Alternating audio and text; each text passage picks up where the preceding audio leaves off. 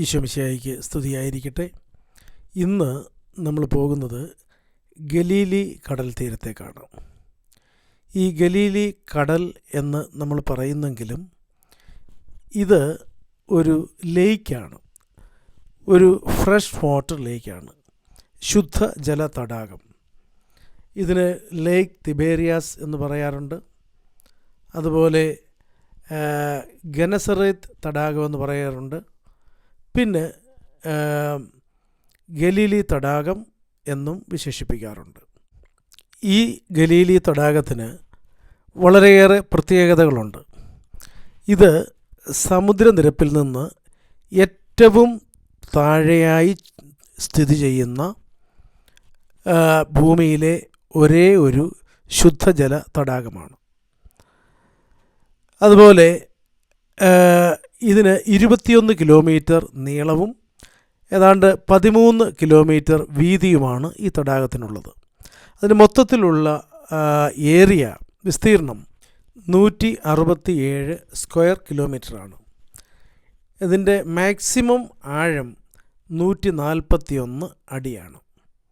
ഇത്രയുമാണ് നമുക്ക് ഗലീലി കടലിനെ പറ്റി പറയാനുള്ളത്.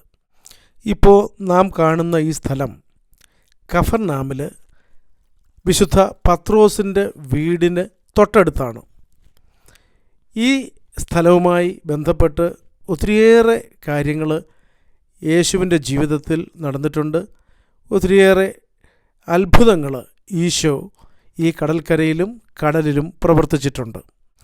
ഈശോ വെള്ളത്തിന് മീതെ കൂടി നടന്നത് അത് ഈ ഗലീലി തടാകത്തിലാണ്.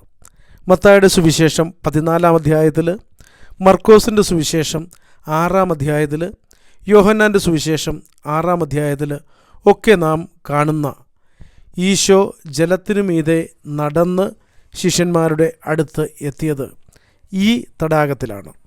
ഈശോ കാറ്റിനെയും കടലിനെയും ശാസിച്ച് ശാന്തമാക്കിയതും ഇവിടെ തന്നെയാണ്.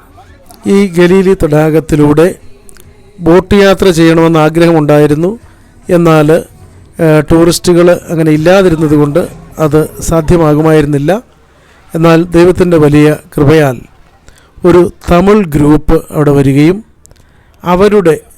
അവർ ബുക്ക് ചെയ്തിരുന്ന വലിയ ഒരു ബോട്ടിൽ ഞങ്ങൾക്കും ഇടം ലഭിക്കുകയും അങ്ങനെ ഗലീലി തടാകത്തിന് കുറുകെ ബോട്ട് യാത്ര ചെയ്യുവാനും ഉള്ള അവസരം ഞങ്ങൾക്കുണ്ടായി. ആ ബോട്ട് യാത്രയാണ് ഇപ്പോൾ നമ്മൾ കാണുന്നത്. വളരെ അനുഗ്രഹപ്രദമായ ഒരു ബോട്ട് യാത്രയായിരുന്നു ആ ദൈവമക്കളോടൊപ്പം.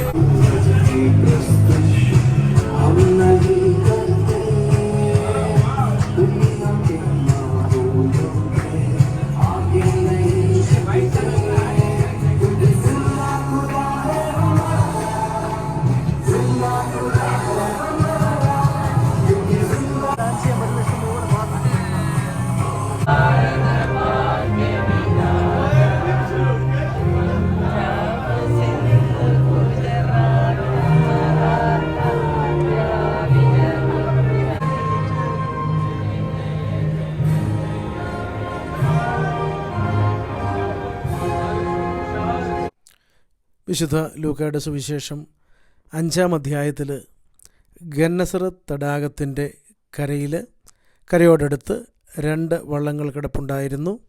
അതിലൊന്ന് പത്രോസിൻ്റേതായിരുന്നു. ഈശോ അതിൽ കയറി ജനങ്ങളെ പഠിപ്പിക്കാൻ തുടങ്ങി എന്ന് നമ്മൾ കാണുന്നുണ്ട്. ആ ഗന്നസറത്ത് തടാകവും ഇതുതന്നെയാണ്.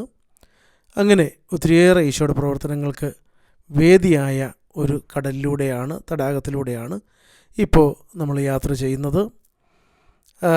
ഈ ഗലീലി തടാകത്തിൻ്റെ മറുകരയിലേക്കാണ് ഇപ്പോൾ നമ്മൾ പോകുന്നത്. അവിടെ നമുക്ക് മറുകര കാണാൻ സാധിക്കും. വളരെ മനോഹരമായ കുന്നുകളും മലകളും ഒക്കെ, അതുപോലെ വീടുകളും എല്ലാം ഒത്തിരിയേറെ ചരിത്രമുറങ്ങുന്ന ഗലീലി കടലും അതിൻ്റെ പരിസര പ്രദേശങ്ങൾ, അതിൻ്റെ എതിർകരയാണ് ഇപ്പോൾ നമ്മൾ കാണുന്നത്. വളരെ ആനന്ദം നിറഞ്ഞ, സന്തോഷം നിറഞ്ഞ, അനുഗ്രഹപ്രദമായ ഒരു യാത്രയായിരുന്നു ഗലീലി കടലിലൂടെ.